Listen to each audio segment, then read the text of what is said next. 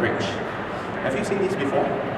Have, yeah, I just changed the setup to a black screen here, so it's easier on my eyes because even though I still have perfect vision, sometimes the strain is just too great. So I do a lot of my retouching during the daytime. At night I switch off. I sleep very early, around 11 if I can, or sometimes as early as 10. When I feel like sleeping, I just sleep. Because if I force myself to work, I can't work. And I wake up feeling really, really bad, especially my eyes. So at least now my vision is still being preserved. So this one you guys got to be very careful. Yeah. Because it's coming from a man who did Photoshop for 12 years. So you need to hear the old man. Okay, so right, the thing about, before I go any further, I need to stress, because many of you guys are photographers. The very important things that you need to do as photographers is to get the shot in camera. This is the most important thing. Photoshop can make a good photo great, but it will struggle if you have a bad photograph and you try to make it good.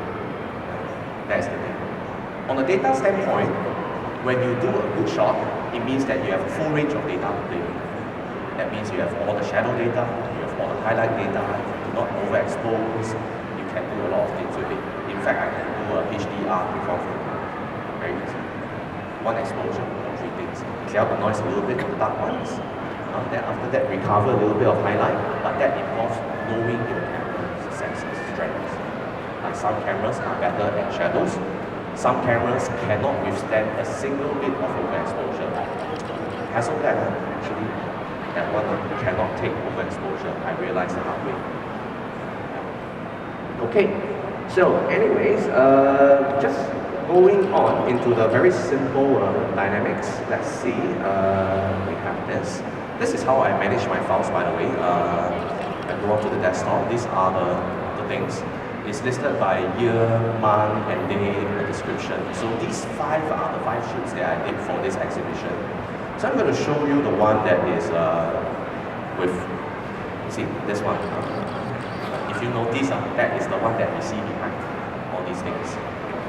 Yeah, so I have PSD files, which is Photoshop files, and TIFF files, which are the ones that I export and I send to the printer. So I send it to a printer as uncompressed TIFF files with no layers. But by that itself, it's about 100 megabytes. And this file is 1.08 gigabytes, and this file is 1.54 gigabytes. So a few files will basically fill your CF card or SSD very quickly. So this one itself is 1.47. I can show you much bigger files because I've been prompted to save as PSB file quite a lot nowadays. Because I'm working with 36 megapixels or even 40 megapixels, the file size will spiral like crazy nowadays. So it is not unusual for you to be prompted to be saving Photoshop big files. Yeah.